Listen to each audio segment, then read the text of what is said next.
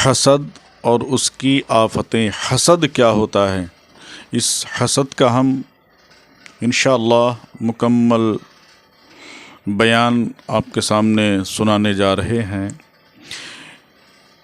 کہ یہ معلوم ہونا چاہیے کہ غصے سے کینہ پیدا ہوتا ہے اور کینے سے حسد، اور یہ حسد مہلکات سے ہے۔ حضور نبی کریم صلی اللہ علیہ وسلم نے فرمایا کہ حسد نیکیوں کو اس طرح کھا جاتا ہے جیسے آگ لکڑی کو کھا جاتی ہے۔ ایک اور ارشاد اس سلسلے میں ہے کہ 3 چیزیں ایسی ہیں کہ ان سے کوئی انسان خالی نہیں ہے۔ ایک گمان بد، دوم فعل بد، سوم حسد۔ میں تم کو سکھلاؤں کہ اس کا علاج کیا ہے۔ جب کوئی کسی کے بارے میں بد گمانی کرے تو اپنے دل میں اس کو سچ نہ سمجھے اور اس پر ثابت و قائم نہ رہے، اور جب بد فعلی سنے تو اس پر اعتماد نہ کرے، یعنی بھروسہ نہ کرے، اور جب حسد پیدا ہو تو زبان اور ہاتھ کو اس پر عمل کرنے سے بچائے۔ حضور نبی اکرم صلی اللہ علیہ وسلم کا ایک اور ارشاد ہے، تمہارے اندر وہ بات پیدا ہونے لگی جس نے اگلی امتوں کو ہلاک کر دیا تھا، اور وہ کیا ہے؟ وہ حسد و عداوت ہے۔ قسم ہے اس معبود کی جس کے دست قدرت میں محمد صلی اللہ علیہ وسلم کی جان ہے کہ تم بہشت میں نہیں جاؤ گے جب تک تم صاحب ایمان نہ ہوگے، اور صاحب ایمان نہ ہوگے جب تک ایک دوسرے کو دوست نہ رکھو گے۔ اور میں تمہیں بتاؤں کہ یہ محبت کس طرح حاصل ہوگی، تم ایک دوسرے کو سلام کیا کرو۔ حضرت موسیٰ علیہ السلام نے ایک شخص کو عرش کے سائے میں دیکھا اور اس کے اس مقام کی آرزو کرتے ہوئے کہا کہ حق تعالیٰ کے پاس اس کا بڑا درجہ ہے۔ حضرت موسیٰ علیہ السلام نے بارگاہ الہی میں عرض کیا، الہی اس شخص کا نام کیا ہے؟ خداوند تعالیٰ نے نام ظاہر نہیں فرمایا، لیکن فرمایا کہ میں اس کے عمل سے تم کو خبر دیتا ہوں کہ اس نے کبھی حسد نہیں کیا، ماں باپ کی کبھی نافرمانی نہیں کی، اور نہ غمارزی کی۔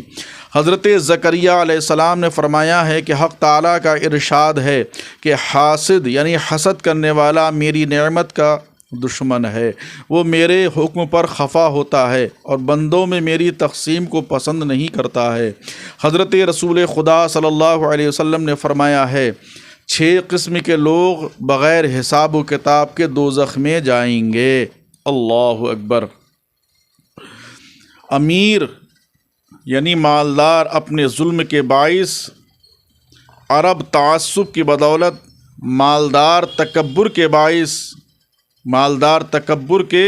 باعث، سوداگر اپنی خیانت کی وجہ سے، اور دہقان اپنی جہالت اور نادانی کے سبب سے، اور علماء حسد کے باعث۔ حضرت انس رضی اللہ تعالیٰ عنہ نے کہا ہے کہ ایک روز حضور نبی کریم صلی اللہ علیہ وسلم کے پاس ہم بیٹھے تھے، آپ نے فرمایا اب ایک شخص اہل بہشت سے یہاں آئے گا۔ تب انصار کی جماعت کے ایک صاحب تشریف لائے، اپنے بائیں ہاتھ میں لوٹا لٹکائے تھے، وضو کا پانی ان کی داڑھی سے ٹپک رہا تھا۔ دوسرے اور تیسرے دن بھی حضور اکرم صلی اللہ علیہ وسلم نے اسی طرح فرمایا اور وہی صاحب تشریف لائے۔ حضرت عبداللہ ابن عمر بن عاص رضی اللہ تعالیٰ عنہ نے چاہا کہ اس کا رنگ ڈھنگ معلوم کریں، چنانچہ ان صاحب کے پاس گئے اور کہا کہ میں اپنے باپ سے لڑا ہوں، چاہتا ہوں کہ 3 رات آپ کے پاس ٹھہروں۔ وہ شخص مذکور نے منظور کر لیا۔ حضرت عبداللہ فرماتے ہیں کہ ان 3 راتوں میں میں ان کے عمل پر نظر رکھے رہا۔ میں نے دیکھا کہ وہ جب سو کر اٹھتے تو اللہ کا ذکر کرتے۔ اس کے بعد میں نے ان سے کہا کہ باپ سے میری لڑائی نہیں ہوئی تھی، البتہ حضور صلی اللہ علیہ وسلم نے تمہارے سلسلے میں ایسا فرمایا تھا، میں نے چاہا کہ تمہارا عمل معلوم کروں۔ انہوں نے کہا کہ بس میرا عمل یہی ہے جو تم نے دیکھا۔ جب میں ان کے گھر سے نکلا تو انہوں نے مجھے پکارا اور کہا کہ ایک بات اور ہے، وہ یہ کہ میں نے ہرگز کسی کی خوبی پر حسد نہیں کیا۔ میں نے ان کو جواب دیا کہ تم کو یہ درجہ اس سبب سے ملا ہوگا۔ جناب عون بن عبداللہ نے ایک بادشاہ کو نصیحت کی جو بہت متکبر تھا، گھمنڈی تھا، کہ تکبر سے دور رہو، کہ تمام گناہوں میں پہلا گناہ یہی تکبر ہے، کیونکہ ابلیس نے حضرت آدم علیہ السلام کو جو سجدہ نہیں کیا اس کا سبب یہی تکبر تھا۔ اور حرص سے دور رہو کہ آدم علیہ السلام کو حرص کی وجہ سے بہشت سے نکالا گیا۔ اور حسد سے دور رہو کہ پہلا خون ناحق اسی حسد کی بنا پر ہوا کہ آدم علیہ السلام کے بیٹے نے اپنے بھائی کو مار ڈالا۔ پس جب اصحاب اکرام رضوان اللہ تعالی علیہم اجمعین کا حال بیان کیا جائے، یا خداوند تعالی کی صفات کا مذکور ہو یا اس کی ذات کا ذکر ہو، تو خاموش رہنا چاہیے اور اس موقع پر زبان کو قابو میں رکھنا ضروری ہے۔ جناب بکر بن عبداللہ کہتے ہیں کہ ایک شخص ایک بادشاہ کا مقرب تھا، وہ روزانہ بادشاہ کے روبرو کھڑا ہو کر بطور نصیحت کہا کرتا تھا کہ احسان کرنے والے کے احسان کا بدلہ دو، برے شخص سے برائی سے پیش نہ آؤ، بدخوں یعنی بری عادت والے شخص کے لیے اس کی خوں سے بدی برے شخص والے کے شخص کے لیے اس کا جواب برائی سے نہ دو۔ بادشاہ اس مقرب کی ان نصاحی کے باعث اس کو بہت دوست رکھتا تھا۔ ایک شخص نے اس مقرب پر حسد کیا اور بادشاہ سے کہا کہ یہ شخص آپ کے بارے میں کہتا ہے کہ بادشاہ گندا دہن ہے۔ بادشاہ نے کہا کہ اس بات کی کیا دلیل ہے؟ حاسد نے کہا کہ آپ اپنے قریب اس کو بلائیے اور یہ دیکھیے کہ وہ اپنی ناک پر ہاتھ رکھ لے گا تاکہ بو سے محفوظ رہے۔ ادھر یہ حاسد مقرب شاہ کو اپنے گھر لے گیا اور خوب لہسن پڑا ہوا کھانا کھلایا۔ بادشاہ نے جب اس مقرب کو اپنے قریب بلایا تو اس نے اس خیال سے کہ بادشاہ کو لہسن کی بو نہ پہنچے اپنا ہاتھ منہ پہ رکھ لیا۔ بادشاہ کو یقین آ گیا کہ وہ شخص سچ کہہ رہا تھا۔ بادشاہ کو معلوم تھا کہ وہ اپنے قلم سے خلعت یا انعام کا حکم لکھتا تھا، اس کے علاوہ کوئی حکم خود نہیں لکھتا تھا۔ چنانچہ اس نے اپنے عامل کو لکھا کہ اس خط کے لانے والے کو فوراً گردن اڑا دو اور اس کی کھال میں بھس بھر کر ہمارے پاس روانہ کر دو۔ مقرب جب یہ فرمان لے کر باہر نکلا تو حاسد نے پوچھا کہ یہ کیا ہے؟ اس نے جواب دیا کہ یہ مخلوق کا حکم نامہ ہے۔ حاسد نے کہا کہ مجھے دے دو۔ مقرب نے شاہی فرمان اس کو دے دیا۔ حاسد یہ فرمان لے کر عامل کے پاس گیا اور خلف طلب کی۔ عامل نے کہا کہ فرمان میں لکھا ہے کہ تجھے قتل کر کے تیری کھال میں بھس بھروا دوں۔ حاسد نے کہا واہ واہ، یہ خطا تو دوسرے شخص کے لیے لکھا گیا، خط دوسرے شخص کے لیے لکھا گیا تھا، تم بادشاہ سے معلوم کر لو۔ عامل نے کہا کہ بادشاہ کے حکم میں چون و چرا کی گنجائش نہیں ہوتی ہے۔ یہ کہہ کر اس حاسد کو قتل کر دیا۔ دوسرے دن حسب معمول مقرب بادشاہ کے حضور میں گیا اور حسب معمول نصائح بیان کیے، جو نصیحتیں کرتا تھا وہ دربار میں اس نے بیان کی۔ اب دیکھیے یہ حسد نے کیا کیا کہ حاسد کو قتل کرا دیا۔ بادشاہ بہت متعجب ہوا اور پوچھا میرے فرمان کا تو نے کیا کیا؟ مقرب نے جواب دیا کہ وہ مجھ سے فلاں شخص امیر نے لے لیا۔ بادشاہ نے کہا کہ وہ تو یہ کہتا تھا کہ تم مجھے گندا دہن کہتے ہو۔ مقرب نے کہا کہ میں نے ہرگز ایسی بات نہیں کی۔ بادشاہ نے کہا کہ پھر تو نے میرے قریب آ کر اپنا ہاتھ منہ پہ کیوں رکھا تھا؟ اس نے کہا کہ امیر نے مجھے کھانے میں لہسن کھلایا تھا، میں نے یہ بات پسند نہیں کی کہ اس کی بو آپ کو پہنچے۔ بادشاہ نے کہا کہ تم ہر روز نصاحی میں یہ بات بھی کہا کرو کہ انسان کی خرابی کے لیے اس کا بڑا ہونا کافی ہے، جیسا کہ اس حاسد کا حال ہوا۔ حضرت ابن سیرین رحمۃ اللہ تعالی علیہ نے کہا ہے کہ میں نے دنیا کے باب میں کسی پر حسد نہیں کیا ہے، کیونکہ اگر کوئی اہل بہشت سے ہے تو اس نعمت کے مقابلے میں جو اس کو جنت میں ملے گی دنیا بالکل حقیر و ناچیز ہے، اور اگر وہ اہل دوزخ سے ہے تو جس وقت وہ آگ میں جلے گا دنیا کی نعمت سے اس کو کیا فائدہ حاصل ہوگا۔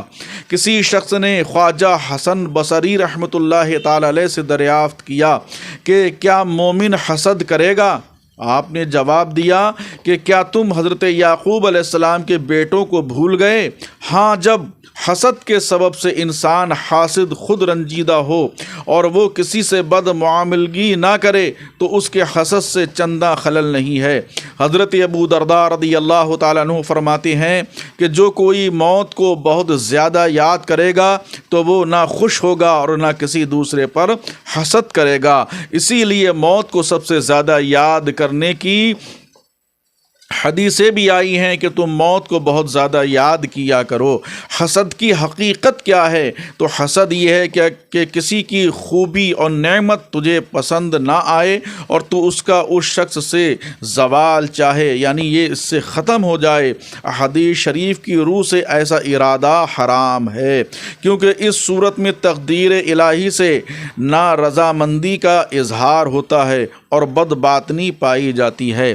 ایسی نعمت جو تجھے حاصل نہیں ہے اور دوسرے شخص سے تو اس کا زوال چاہے، یہ خبث باطن کی بنا پر ہی ہو سکتا ہے۔ اگر تم یہ چاہو کہ تم کو بھی وہ نعمت میسر آ جائے اور دوسرے کی اس نعمت کا تم برا نہ چاہو، زوال نہ چاہو، یعنی اس کے پاس سے یہ نعمت ختم نہ ہو جائے اور یہ نعمت مجھے بھی مل جائے، تو اس کو رشک اور غبط کہتے ہیں۔ یہ بات اگر دین کے کسی کام میں ہو تو اچھی بات ہے، اور کبھی یہ واجب بھی ہو جاتی ہے، کیونکہ حق تعالیٰ کا ارشاد ہے بفی ذالک فلیتنافس المتنافسون، اور چاہیے کہ للچائیں للچانے والے، اور ارشاد فرمایا ہے کہ یعنی مغفرت الہی کی طلب میں پیشہ کرو، یعنی حضور اکرم صلی اللہ علیہ وسلم نے فرمایا ہے حسد دو شخصوں کے لیے ہوا کرتا ہے۔ ایک وہ شخص جس کو حق تعالیٰ نے مال اور علم دیا ہے اور اس نے اپنا مال علم کے موافق صرف کیا۔ دوسرا وہ شخص جس کو حق تعالیٰ نے علم بغیر مال کے دیا اور وہ یہ کہتا ہے کہ اگر اللہ تعالیٰ مجھے مال دیتا تو میں بھی ایسا ہی کرتا۔ یہ دونوں لوگ ثواب میں یکساں ہیں۔ اگر کوئی شخص اپنا مال فسق و فخور میں صرف کر دے اور دوسرا شخص کہے کہ اگر میرے پاس بھی مال ہوتا تو میں بھی ایسا ہی کرتا، تو یہ دونوں گناہوں میں برابر ہوں گے۔ بس اس منافست کو بھی حسد کہیں گے، البتہ اس میں دوسرے کی نعمت سے کراہت موجود نہیں ہے۔ کراہت کسی مقام میں درست نہیں ہے، البتہ اس مال میں کسی ظالم اور فاسق کو ملا ہو اور وہ اس کو ظلم و فساد میں صرف کر رہا ہے تو اس مال کا زوال چاہنا درست تو ورا ہے کہ اس صورت میں حقیقتاً ظلم و فسق کا زوال چاہتا ہے، نہ کہ زوال نعمت۔ اس کی علامت یہ ہے کہ اگر اس شخص نے ظلم و فسق سے توبہ کر لی تو پھر یہ شخص اس کی دولت سے کراہت نہیں کرے گا۔ یہاں ایک بہت ہی باریک و لطیفہ نکتہ ہے۔ کسی کو خداوند تعالیٰ نے نعمت عطا فرمائی ہے اور یہ شخص ایسی ہی نعمت اپنے واسطے چاہتا ہے لیکن اس کو نہیں ملتی، تو ممکن ہے کہ اس تفاوت پر خاموش رہے، پس دوسرے کی نعمت کے زوال سے یہ فرق اس کے لیے بآسانی مٹ جائے گا۔ لیکن یہ خوف ضرور ہے کہ اس شخص کی طبیعت اس صفت سے خالی نہ رہے، لیکن جب اس سے کراہت کرے گا تو ایسا ہوگا کہ اگر اس کا کام اس کے حوالے کر دیں تو نعمت اس سے نہ چھین لیں۔ تو دل میں اگر یہ بات رہے گی کہ اس شخص جیسا مال اگر مجھے مل جائے تو اس سے نعمت نہ چھینی جائے، تب بھی خداوند تعالیٰ کے نزدیک وہ ماخوذ ہوگا۔ حسد کا علاج کیا ہے؟ اس کا علاج ہمیں کیسے کر کے کرنا چاہیے؟ حسد دل کی عظیم بیماری ہے اور اس کا علاج علمی اور عملی معجون سے ہوگا۔ تدبیر علمی اور علاج علمی یہ ہے کہ انسان غور کرے کہ حسد دارین میں حاسد کے نقصان اور محسود کے نفع کا موجب ہے۔ حاسد کا دنیا کا نقصان تو اس طرح پر ہے کہ حاسد ہمیشہ رنج و غم میں مبتلا رہتا ہے، کیونکہ کوئی وقت بھی ایسا نہیں ہوگا جس میں خداوند تعالیٰ کا فضل و کرم کسی بندے کے شامل حال نہ ہو، اور حاسد چاہتا ہے کہ اس کا دشمن مبتلائے رنج و غم رہے، لیکن اس کے برعکس وہ خود گرفتار رنج و غم رہتا ہے۔ اس طرح جو برائی اور مصیبت و دشمن کے لیے چاہتا ہے وہ خود اس کے حصے میں آئی، اور حسد سب سے بڑی برائی ہے، اور اس غم سے عظیم کوئی اور غم نہیں ہے۔ بس اس سے زیادہ حماقت اور کیا ہوگی کہ دشمن کے سبب سے انسان خود رنجیدہ رہے۔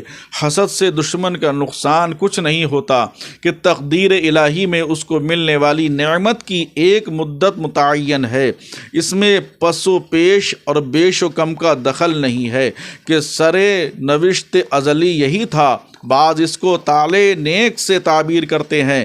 بہرحال کچھ کہہ لیں، لیکن سب اس بات پر متفق ہیں کہ اس سرے نوشت میں تبدیلی کی گنجائش نہیں ہے۔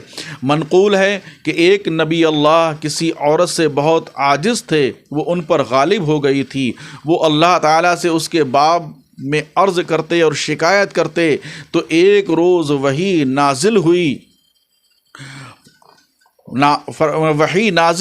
اس کے سامنے سے بھاگ جاتا کہ اس کی مدت گزر جائے، کیونکہ وہ مدت جس کا اندازہ ازل میں ہو چکا ہے ہرگز تبدیل نہیں ہوگا۔ ایک اور نبی کسی مصیبت میں گرفتار ہوئے، بہت کچھ دعا و زاری کی، تب وہی نازل ہوئی کہ جس دن زمین اور آسمان پیدا کیے گئے تھے تمہاری قسمت لکھ دی گئی تھی، کیا تم چاہتے ہو کہ تمہاری قسمت پھر سے لکھی جائے؟ اگر کوئی شخص چاہے کہ اس کے حسد کرنے سے ایک کی نعمت کا زوال ہو تو اس کا بھی نقصان ہوگا۔ ایسا ہوگا کہ دوسرے پر حسد کر کے اپنی نعمت بھی کھو دی، اور کافروں کے حسد کرنے سے اس کے ایمان کی نعمت بھی فوت ہوگی، جیسا کہ حق تعالیٰ کا ارشاد ہے۔ وَدَّتْ طَائِفَةٌ مِّنْ أَهْلِ الْكِتَابِ لَوْ يُضِلُّونَكُمْ، اہل کتاب کا ایک گروہ دل سے چاہتا ہے کہ کسی طرح تمہیں گمراہ کر دیں۔ پس حسد سے بالفصل حاسد کا نقصان ہے، اور آخرت کا ضرر تو اس سے کہیں زیادہ ہوگا۔ اللہ اکبر! کیونکہ وہ تقدیر الہی سے ناراض ہوا ہے اور اس قسمت کا انکار کرتا ہے جس کو حق تعالیٰ نے کمال حکمت سے مقرر کیا ہے، اور کوئی اس زمانے سے آگاہ نہیں ہے۔ پس بارگاہ ایزدی میں اس سے زیادہ اور کیا تقصیر ہوگی۔ علاوہ ازیں حسد سے مسلمانوں کے ساتھ بھی نامہربانی کا اظہار ہوتا ہے کہ اس حسد نے اس کی بدخواہی اور اس خواہش میں ابلیس کا شریک ہوا، اور اس سے زیادہ کیا شامت ہوگی۔ دنیا میں حاسد کا نقصان یہ تھا، اور محسود کا نفع یہ ہے کہ وہ چاہتا ہے کہ حاسد ہمیشہ دکھ میں ہے، اور ظاہر ہے کہ حسد سے زیادہ دکھ اور غم کیا ہوگا، کیونکہ حاسد کے سوا کوئی اور ظالم ایسا نہیں ہے جو مظلوم سے مشابہت رکھے۔ اور اگر محسود سنے گا کہ حاسد مر گیا اور اس کو معلوم ہوگا کہ حسد کے عذاب سے اسے رہائی مل گئی تو غمگین ہوگا، کیونکہ وہ تو یہ چاہتا کہ نعمت کے باعث ہمیشہ محسود رہے اور حاسد حسد کے رنج میں گرفتار رہے۔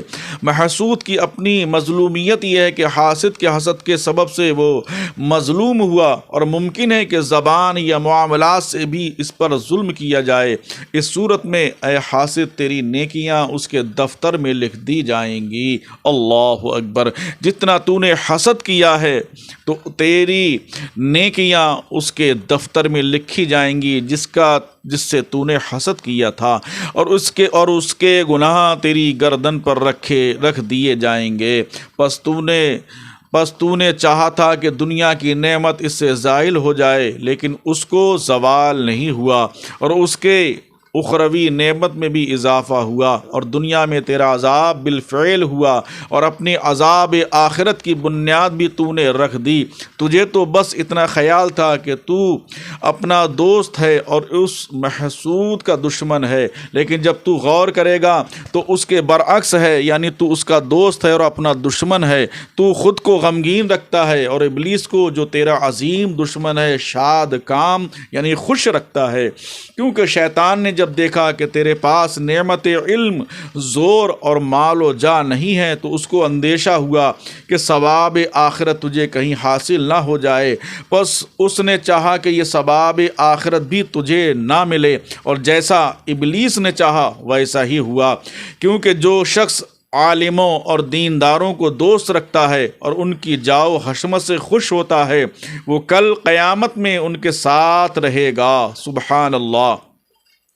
کہا گیا ہے کہ مرد وہ ہے جو عالم، متعلم یا ان کو دوست رکھنے والا ہو، اور حاسد ان تینوں خوبیوں سے محروم ہے، یعنی نہ وہ عالم سے دوستی رکھتا ہے، نہ متعلم سے دوستی رکھتا ہے، نہ کوئی اچھی بات سے محبت کرتا ہے۔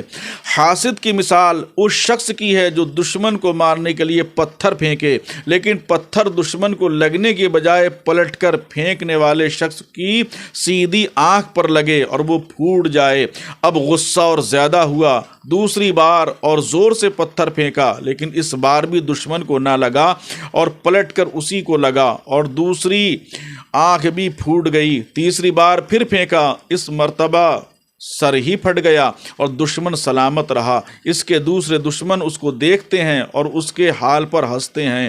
حاسد کا بھی یہی حال ہے، شیطان اس سے اس طرح مذاق کرتا ہے۔ یہ سب آفتیں حسد کی وجہ سے ہیں۔ اگر حسد اس بات پر کرے کہ ہاتھ اور زبان سے ستم کرے، غیبت کرے، جھوٹ بولے، حق بات کا انکار کرے، تو اس کا ظلم کا بدلہ بہت عظیم ہوگا۔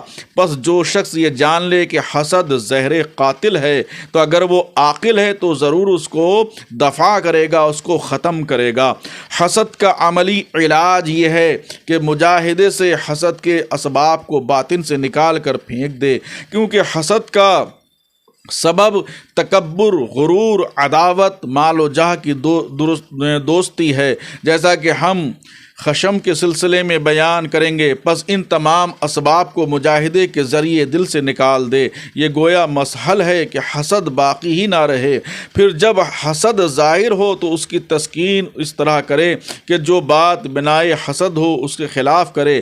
مثلا جذبہ حسد اس بات پر آمادہ کرے کہ تم محسود کی خدمت کرو تو تم اس کی ثنا کرو، اور جب تکبر پر آمادہ کرے تو تم تواضع اختیار کرو۔ اور حسد کا جذبہ چاہیے کہ محسود کی نعمت کے زوال میں کوشش کرو تو تم محسود کی مدد کرو تاکہ اس کی دولت زوال سے محفوظ رہے۔ اور بڑا علاج یہ ہے کہ غیبت میں اس کی تعریف کرے اور اس کے کام کی ترقی میں کوشاں رہے کہ وہ سن کر خوش ہو، اور جب محمود خوش ہوگا تو جب وہ خوش ہوگا تو اس پر تو تمہارے دل پر بھی پڑے گا اس کا اثر، اور اس عکس اور پرتف سے تمہارا دل بھی خوش ہوگا اور باہمی عداوت باقی نہ رہے گی۔ چنانچہ حق تبارک و تعالی کا ارشاد ہے، رب کائنات ارشاد فرماتا ہے، یعنی اے سننے والے ان کو بھلائی سے ٹال، جبھی وہ کہ تجھ میں اور اس میں دشمنی تھی ایسا ہو جائے گا جیسا کہ گہرا دوست۔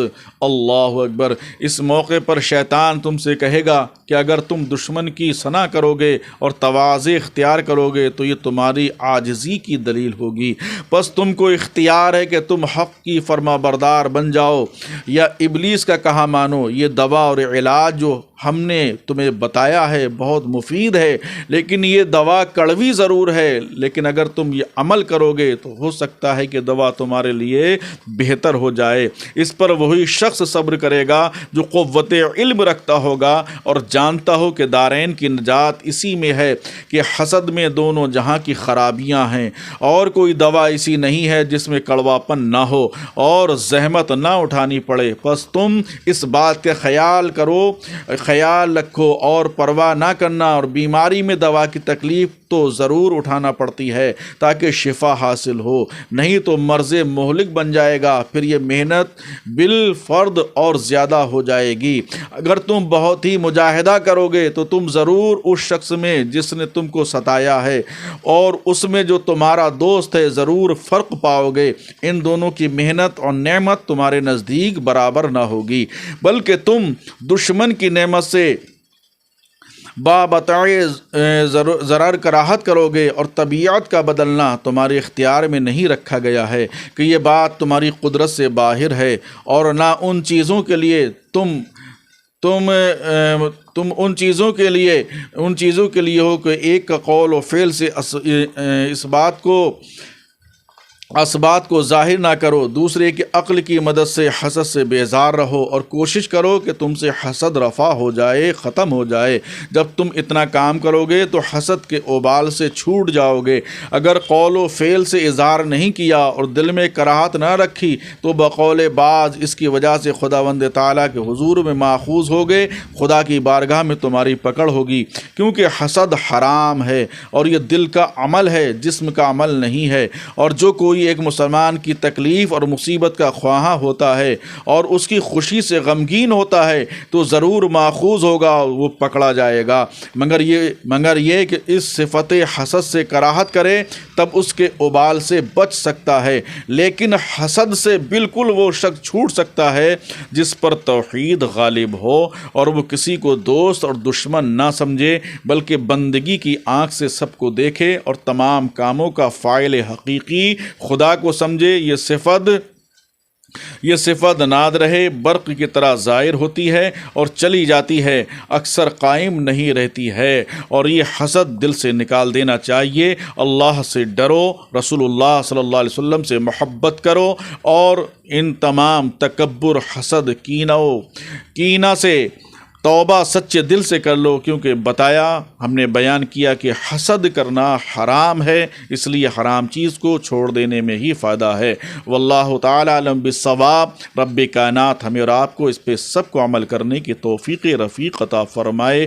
استغفر اللہ ربی من کل ذنب واتوب الیہ۔